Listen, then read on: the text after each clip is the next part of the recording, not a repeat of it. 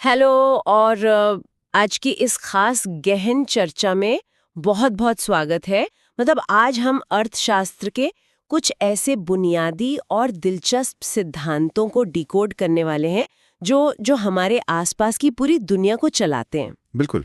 और इस deep dive का जो आधार है वो एक बहुत ही शानदार शैक्षिक सामग्री है। हाँ, एम्स करियर इंस्टीट्यूट की। सही कहा। ये चंडी नालंदा बिहार में स्थित एक उत्कृष्ट संस्थान है और इनका एक बहुत ही प्रेरक मोटो है, फाउंडेशन टू फ्लाइट, यानी बुनियाद से लेकर उड़ान तक। और आज का हमारा मिशन भी बिल्कुल यही है। हम एकदम जमीनी स्तर से अर्थशास्त्र को समझना शुरू करेंगे।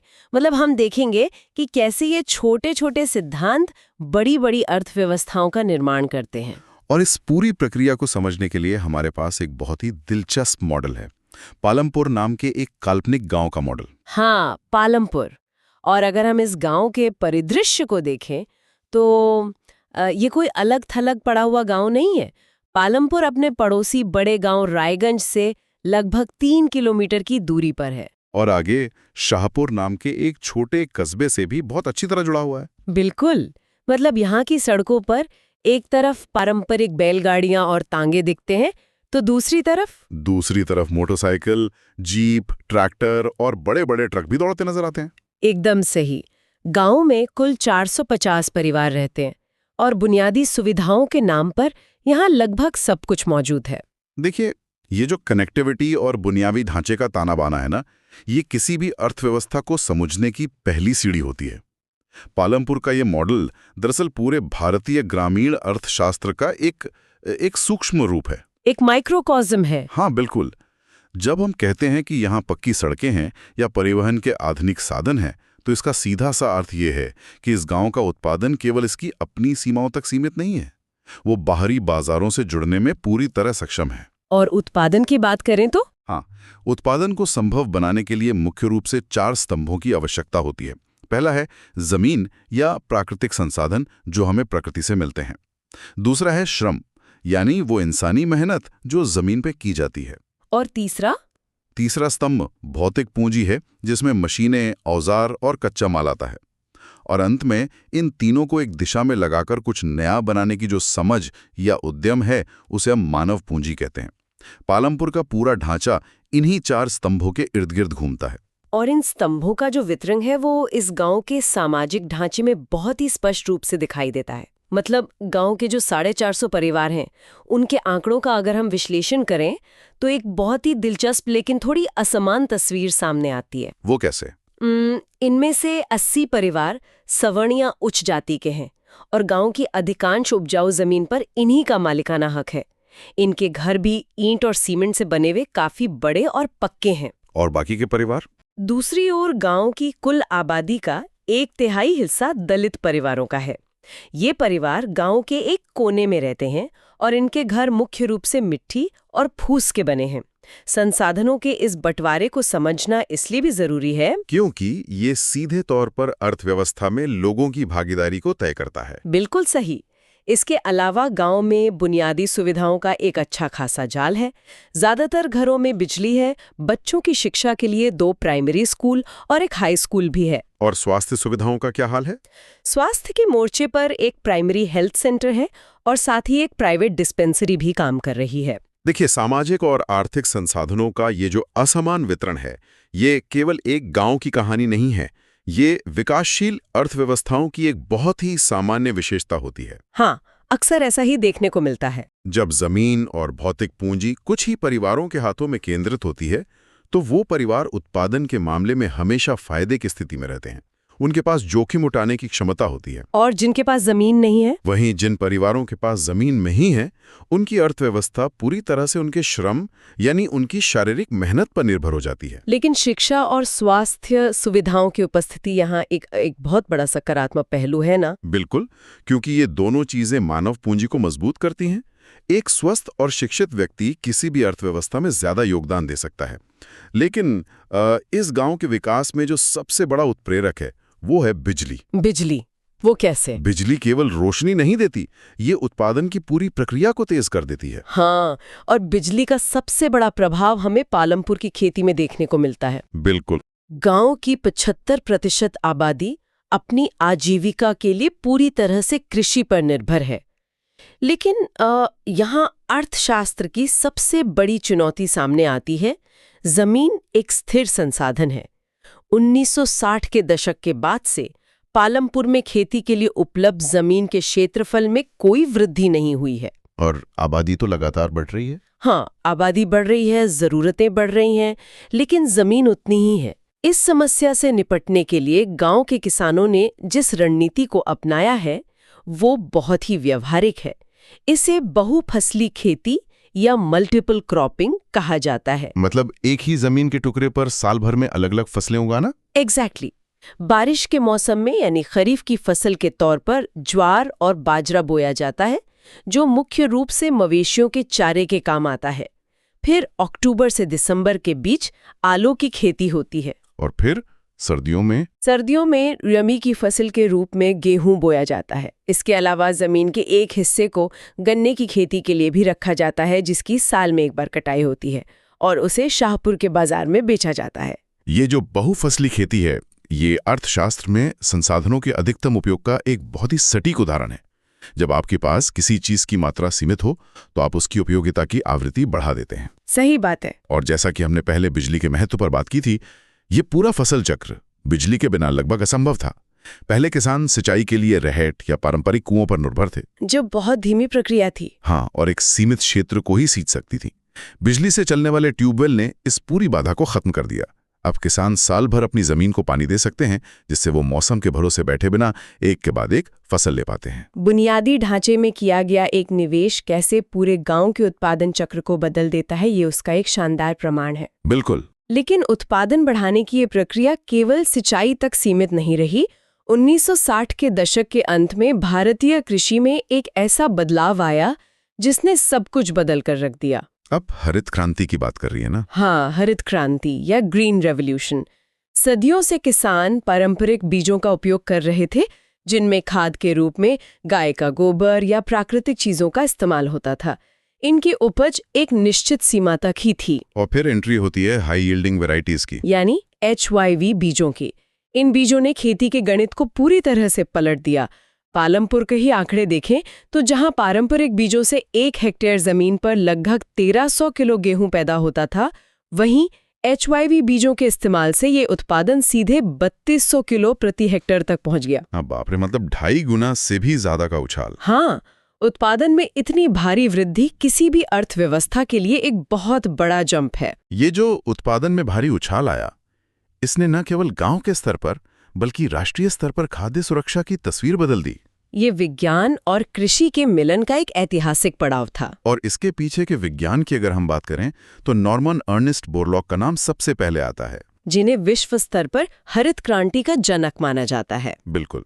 उनके शोध ने पूरी दुनिया को ये दिखाया कि बीजों की जेनेटिक संरचना में बदलाव करके उत्पादन को कैसे कई गुना बढ़ाया जा सकता है। और भारत के संदर्भ में यही काम MS स्वामीनाथन ने किया। हाँ, उन्होंने भारतीय जलवायु के अनुकूल इन उच्च उपज वाले बीजों को विकसित किया और जमीनी स्तर पे किसानों तक पहुंचाया। और अर्थशास्त्र का एक नियम ये भी है कि जब एक क्षेत्र में कोई सफल प्रयोग होता है तो उसका असर दूसरे क्षेत्रों पर भी पड़ता है।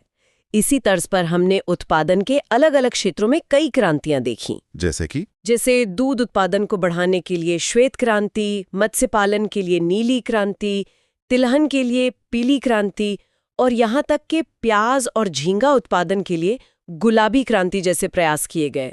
ये सभी क्रांतियां उत्पादन बढ़ाने के नए और वैज्ञानिक तरीकों का जश्न मनाती हैं, लेकिन हर आर्थिक उछाल के साथ कुछ छिपी हुई लागतें भी जुड़ी होती हैं। हाँ, ये एक बहुत ही महत्वपूर्ण पहलू है जिस पर अक्सर ध्यान नहीं जाता। जब हम हरित क्रांति के इस चमत्कारिक उत्पादन को देखते हैं तो एक सवाल ये भी उठता है कि हमारी जमीन और पर्यावरण इस भारी दबाव को कैसे झेल रहे हैं। क्योंकि HYV बीजों से अधिक उपज तो मिलती है, लेकिन इनकी मांगे भी बहुत अधिक होती हैं। बिल्कुल, इन्हें पारंपरिक बीजों की तुलना में कहीं अधिक पानी चाहिए होता है। साथ ही ये बिना रासायनिक उर्वरकों और कीटनाशकों के अपना पूरा परिणाम नहीं दे सकते। और जब पालमपुर जैसे गांवों में ट्यूबवेल से लगातार जमीन के नीचे का पानी निकाला जाता है तो जाहिर है कि वाटर टेबल यानी जल स्तर बहुत तेजी से नीचे गिरेगा। ये अर्थशास्त्र और परिस्थितिकी के बीच के टकराव का एक क्लासिक बिंदु है। जब हम केवल अल्पकालिक उत्पादन पर ध्यान केंद्रित करते हैं तो अक्सर हम दीर्घकालिक स्थिरता को अनदेखा कर देते हैं। और रासायनिक खादों का क्या असर होता है? रासायनिक खादों का लगातार उपयोग मिट्टी की प्राकृतिक संरचना को बहुत तेजी से बदल रहा है।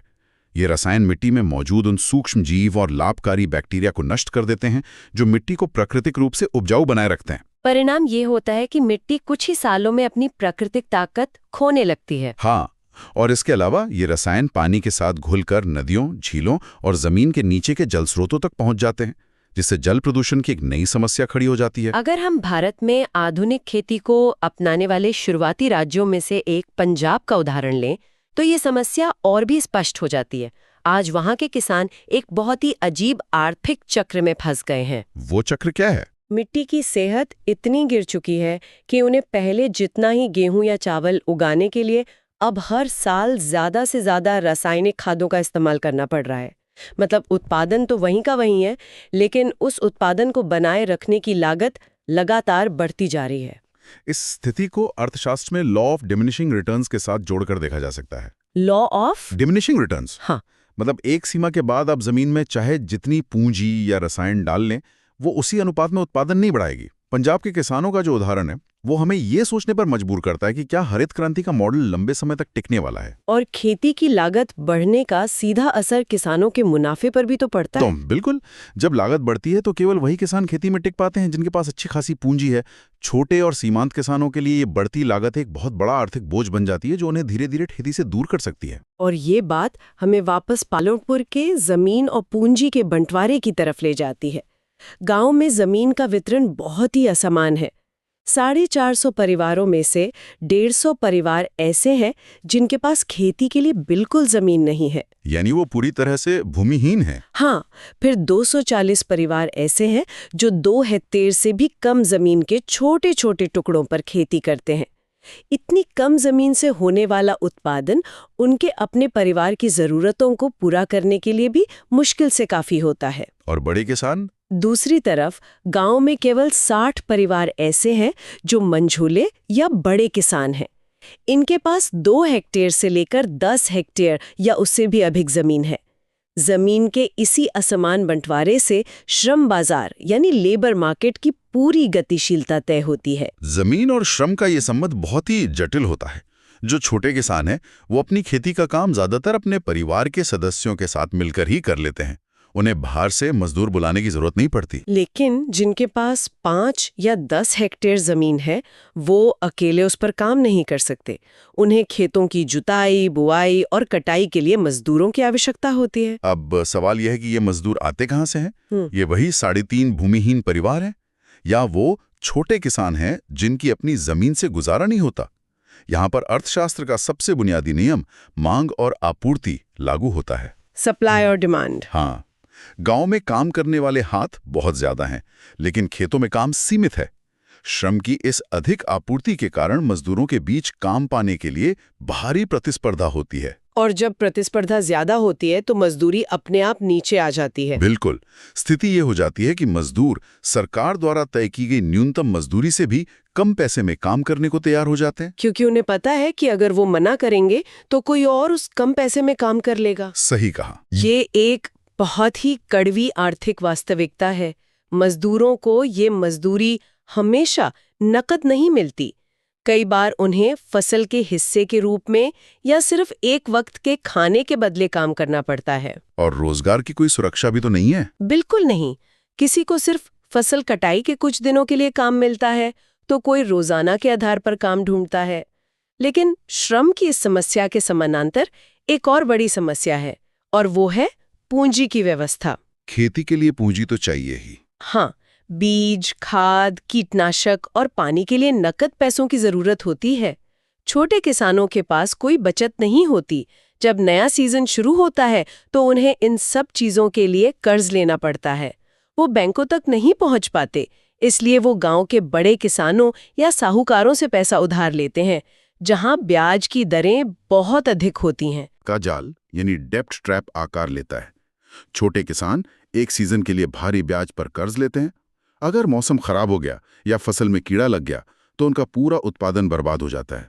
और ऐसी स्थिति में वो पुराना कर्ज नहीं चुका पाते। हाँ, और अगले सीजन की खेती के लिए उन्हें फिर से एक नया कर्ज लेना पड़ता है, धीरे धीरे ब्याज की रकम मूलधन से ज्यादा हो जाती है और वो इस चक्र से कभी बाहर नहीं निकल पाते। ये तो बहुत ही भयानक स्थिति है। इसके बिल्कुल उलट बड़े किसानों का आर्थिक चक्र काम करता है।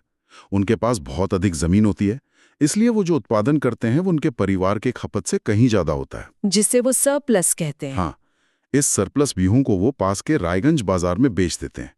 इससे जो मोटी आमदनी होती है उसका एक हिस्सा वो बैंक में जमा करते हैं और दूसरे हिस्से को वो वापस छोटे किसानों को ऊंचे ब्याज पर कर्ज देने में लगा देते हैं। ये तो ऐसा है कि पैसा ही पैसे को खींच रहा है। बड़े किसान अपनी बचत से अगले साल के लिए ट्रैक्टर या नई मशीनें खरीद लेते हैं जो उनकी उत्पादकता को और बढ़ा देती है। बिल्कुल, एक तरफ गरीबी लगातार कर्ज के रूप में खुद को बढ़ा रही है और दूसरी तरफ पूंजी लगातार नई संपत्ति का निर्माण कर रही है। पालमपुर की ये कहानी हमें बताती है कि केवल मेहनत करने से ही आर्थिक तरक्की नहीं होती। संसाधनों पर आपका कितना नियंत्रण है ये सबसे ज्यादा मायने रखता है। सही बात है। लेकिन पालमपुर की पूरी अर्थव्यवस्था सिर्फ खेती पर ही निर्भर नहीं है। गांव के लगभग 25% लोग खेती के अलावा अन्य गतिविधियों में भी लगे हुए हैं। इन गैर कृषि गतिविधियों में जो सबसे प्रमुख नाम आता है वो है डेयरी। डेयरी तो ग्रामीण अर्थव्यवस्था का एक बहुत ही महत्वपूर्ण शॉक एब्जॉर्बर है। शॉक एब्जॉर्बर, हाँ, मतलब जब खेती से आमदनी कम होती है या फसल खराब हो जाती है तो रोजाना बिकने वाला दूध इन परिवारों को एक निरंतर नकद प्रवाह या कैश फ्लो देता है। और लोग अपने भैंसों को पालते हैं, उन्हें बरसात में उगने वाला ज्वार और बाजरा खिलाते हैं और फिर जो दूध उत्पादन होता है उसे रायगंज जैसे बड़े गांव या कस्बों में जाकर बेचते हैं।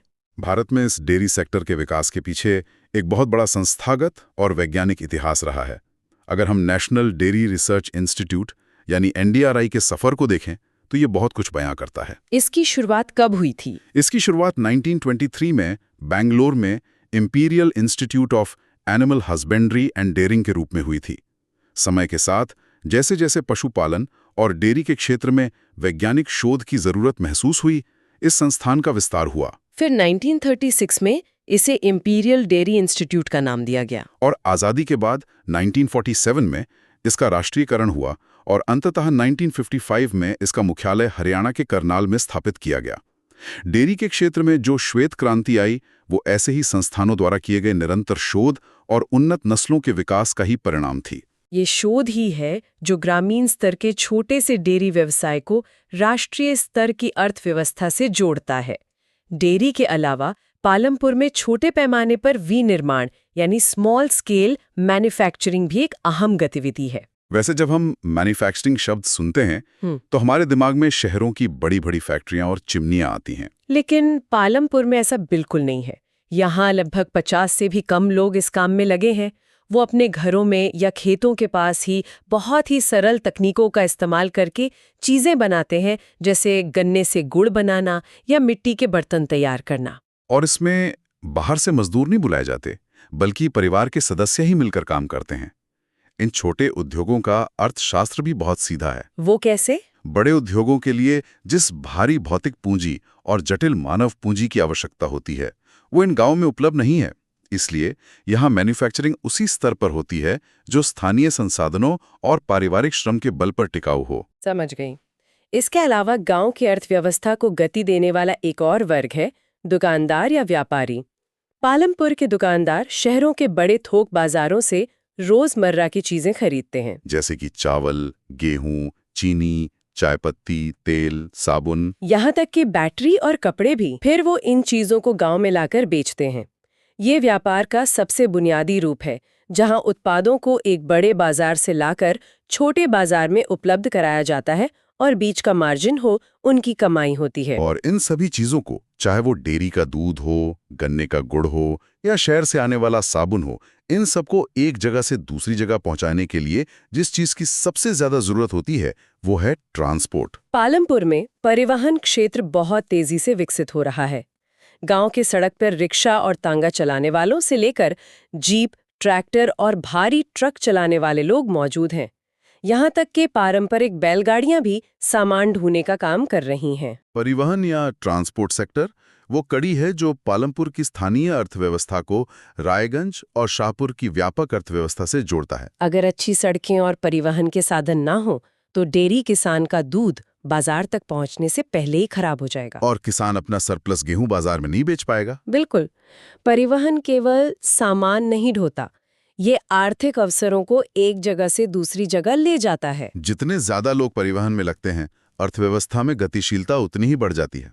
अगर हम आज की इस पूरी चर्चा का सार निकालें तो ये स्पष्ट होता है कि पालमपुर केवल एक गांव की भौगोलिक कहानी नहीं है। हाँ, ये एक पूरा मॉडल है। एम्स करियर इंस्टीट्यूट की इस सामग्री ने हमें अर्थशास्त्र के उन जटिल तारों को देखने का नजरिया दिया है जो जमीन, श्रम, पूंजी और उद्यम को आपस में जोड़ते हैं।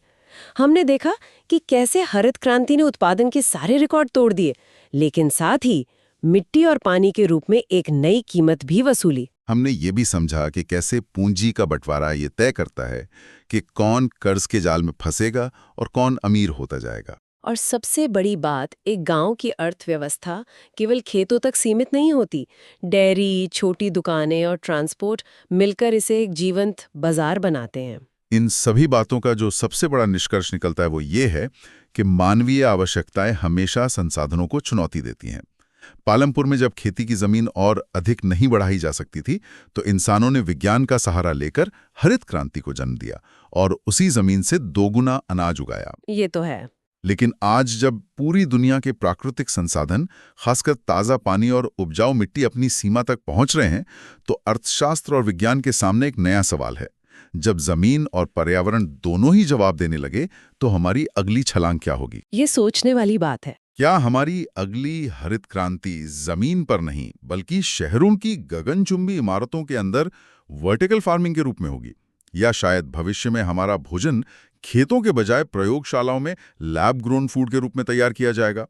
जब संसाधन पूरी तरह स्थिर हो जाते हैं, तो मानव मस्तिष्क किस नई दिशा में छलांग लगाएगा, ये एक बहुत ही बड़ा सवाल है। ये वास्तव में एक ऐसा विचार है जो अर्थशास्त्र की पुरानी धारणाओं को भविष्य की असीमित संभावनाओं से जोड़ देता है।